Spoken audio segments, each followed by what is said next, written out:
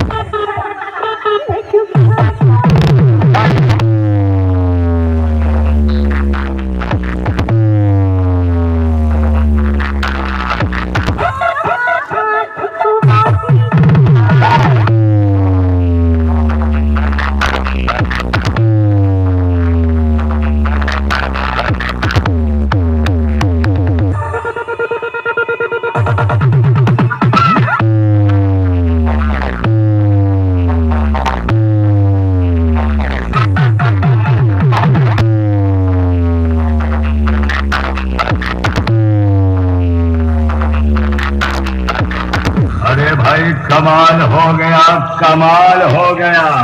ये साला इतना घटिया बजाया कि जूता लात खा के हलाल हो गया। अब हम जूता लात से सारे